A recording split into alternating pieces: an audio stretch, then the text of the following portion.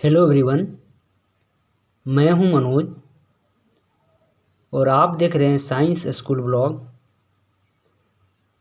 तो आज हम लोग 10th क्लास का सिलेबस स्टार्ट करने वाले हैं और जो आज हम लोग सिलेबस स्टार्ट करने वाले हैं वो चैप्टर का नाम है लाइट, यानी कि प्रकाश।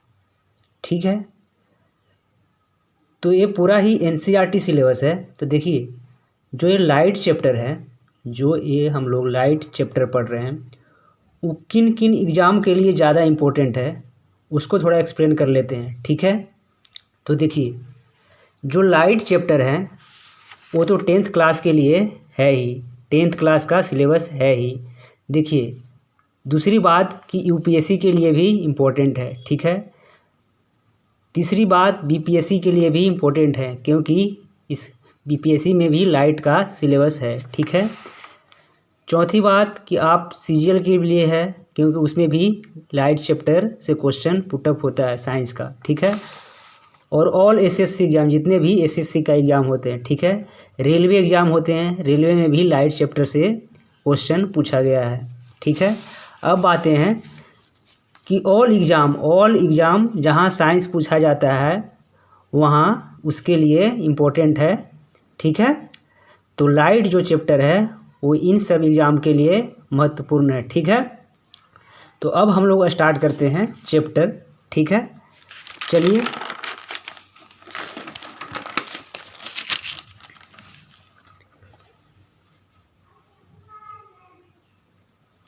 तो देखिए, अब हम लोग लाइट के बारे में पढ़ रहे हैं, इसका मतलब कि प्रकाश के बारे में पढ़ रहे हैं। तो देखिए, जो पहला पॉइंट है कि द टू मेजर गैस, जो लाइट है, हमारा जो सनलाइट है, वो मेनली दो गैस से बना है। कौन कौन? हाइड्रोजन और हीलियम। देखिए, इनके अलावा भी गैस हैं, हाइड्रोजन और हीलियम के अलावा भी गैस हैं, लेकिन वो माइनर है, बहुत कम है, यानी कि छोटे छोटे हैं। लेकिन जो मेजर गैस है, यानी कि जो महत्वपूर्ण है, ज़्यादा अमाउंट में है, वो कौन कौन से है? हाइड्रोजन और हीलियम। तो दो मेजर गैस कौन कौन से हैं लाइट का? हाइड्रोजन और हीलियम। ठीक है, हाइड्रोजन कितना परसेंट है? 70%, और हीलियम 28%। तो यहाँ से क्वेश्चन आ सकता है सभी कम्पिटिटिव एग्जाम में कि हाइड्रोजन का कितना परसेंट है लाइट में। ठीक है, सनलाइट में। ठीक है, और हीलियम का कितना परसेंट है। ठीक है, आगे बढ़ते हैं। तो देखिए, कहता है कि टू हाइड्रोजन एटम कंबाइन और फ्यूज दे मेक हीलियम। जब हम लोग दो हाइड्रोजन एटम को कंबाइन करते हैं, कंबाइन का मतलब कि फ्यूज कराते हैं एक दूसरे से, तो क्या बनता है? हीलियम गैस बनता है। क्या बनता है? हीलियम। तो देखिए, जो आइसोटॉप्स है हाइड्रोजन का, जैसे कि ड्यूटेरियम और ट्रिटियम को क्या करवाते हैं?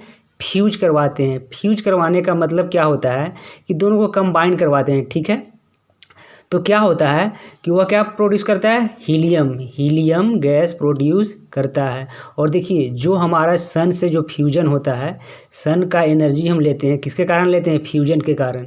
तो क्या हो जाता है जब दो एटम से हीलियम प्रोड्यूस होता है? ठीक है, और सन हमें क्या देता है? एनर्जी। किसके द्वारा? फ्यूजन के द्वारा। हमेशा पूछता है कि किसके द्वारा सन का एनर्जी इमिट होता है? तो फ्यूजन के द्वारा। ठीक है, आगे बढ़ते हैं हम लोग। आगे जो हमारा पॉइंट है कहता है, क्या कहता है कि the temperature at the surface of the sun is about 5600 degree Celsius. देखिए, जो सन का टेम्परेचर है, किसका? सेंटर का नहीं, सरफेस का, उसके आसपास के सरफेस का, वो कितना है? 5600 डिग्री सेल्सियस। ठीक है, नेक्स्ट पॉइंट है centre temperature of the sun is about 15 × 10⁻6 Celsius. कहता है कि जो सेंटर का सन का जैसे जो सन है उसका सेंटर का टेम्परेचर कितना है? 15 × 10⁻6 सेल्सियस। नेक्स्ट पॉइंट पे हम लोग चलते हैं। ठीक है, अब देखिए नेक्स्ट पॉइंट क्या है। देखिए, मान लेते हैं ये सन है। क्या है? सन है। तो देखिए, जो सन का सेंटर का टेम्परेचर है, क्या सेंटर का टेम्परेचर है, इस बिंदु पर देखिएगा। ठीक है, वो कितना है? 15 × 10⁻6 सेल्सियस। ठीक है, जो इसके आउटर सरफेस है वो कितना है? 5600 डिग्री सेल्सियस। ठीक है, नेक्स्ट पढ़ते हैं। देखिए दोनों ही क्वेश्चन इंपॉर्टेंट हैं, दोनों ही पूछा जाता है। ठीक है, अब आगे बढ़ते हैं। Sine wave is the fundamental wave in nature. देखिए जो साइन वेव है वो फंडामेंटल वेव है किसके, नेचर का। ठीक है, तो देखिए ये साइन वेव कैसे बनता है। देखिए ये मानते हैं ये वाला टाइम का ग्राफ है। ठीक है, जो हॉरिजेंटल में है, जो हॉरिजेंटल लाइन है वो टाइम है। ठीक है, अब देखिए मान लेते हैं कि यहाँ से पार्टिकल स्टार्ट हुआ, कहाँ से, यहाँ से, इस पॉइंट पे 0 से। ठीक है, तो पार्टिकल, देखिए पार्टिकल वाइब्रेट कैसे करता है, यानी कि वेव अपना ओसिलेशन कैसे करता है। तो देखिए जब लाइट इस डायरेक्शन में हो, जब लाइट का डायरेक्शन ये वाला हो, तो देखिए लाइट के परपेंडिकुलर डायरेक्शन में, लाइट के परपेंडिकुलर डायरेक्शन में वेव का ओसिलेशन होता है। ठीक है, तो मान लेते हैं यहाँ से 0 डिग्री से स्टार्ट हुआ। ठीक है, फिर मैक्सिमम पॉइंट तक गया। ठीक है, अब फिर नीचे आया और लोअर पॉइंट तक गया यहाँ पे। ठीक है, अब फिर से यहाँ पे पहुँच गया। ठीक है, तो देखिए 0 डिग्री से जब 360 डिग्री गया तो क्या एक साइकिल कंप्लीट कर लिया। देखिए एक साइकिल क्या होता है,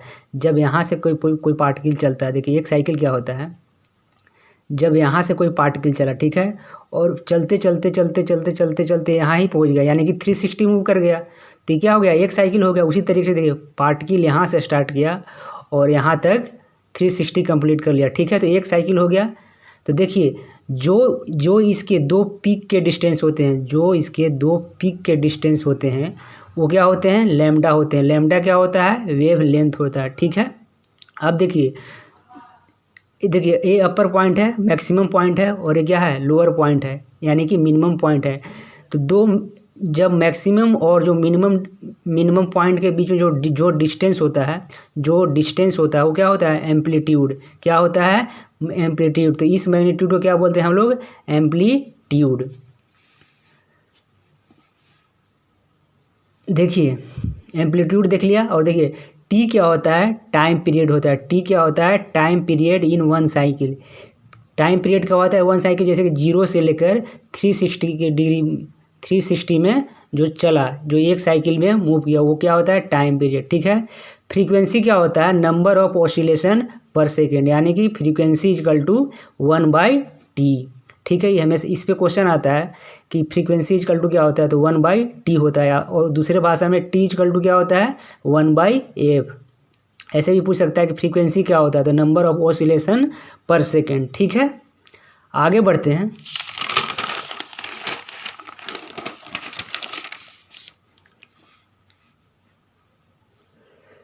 देखिए जो हमारा नेक्स्ट पॉइंट है वो क्या है, कहता है कि light is a part of electromagnetic wave. देखिए लाइट किसका पार्ट है, तो इलेक्ट्रोमैग्नेटिक वेव का पार्ट है, यानी कि light is a part of electromagnetic spectrum. किसका पार्ट है, इलेक्ट्रोमैग्नेटिक स्पेक्ट्रम का पार्ट है। अब बात आता है कि आखिर स्पेक्ट्रम क्या होता है। ठीक है, तो spectrum is the collection of all waves. किसका कलेक्शन है, ऑल वेव्स का, which includes visual light, microwaves, radio waves, X ray and gamma ray. देखिए कहता है कि जो लाइट किसका पार्ट है, तो light is a part of electromagnetic spectrum. कौन सा स्पेक्ट्रम, इलेक्ट्रोमैग्नेटिक स्पेक्ट्रम।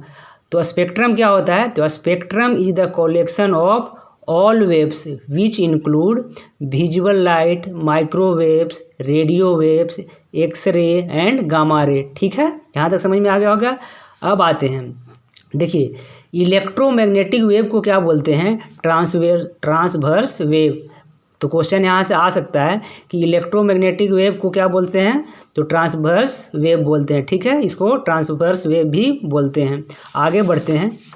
देखिए इस पूरे का जो सार है, इस पूरे पॉइंट का जो सार है वो क्या कहता है, देखिए लाइट है जो इलेक्ट्रोमैग्नेटिक स्पेक्ट्रम है। क्या है, लाइट है जो इलेक्ट्रोमैग्नेटिक स्पेक्ट्रम है। और देखिए स्पेक्ट्रम क्या होता है, तो कलेक्शन ऑफ वेव होता है, कलेक्शन ऑफ वेव होता है। ठीक है, अब देखिए वेव क्या होता है आखिरकार, तो वेव कैसे बनता है, जब वाइब्रेशन ऑफ पार्टिकल करता है, जब पार्टिकल का वाइब्रेशन होता है तो वेव बनता है, यानी कि वेव क्या होता है, वाइब्रेशन ऑफ पार्टिकल।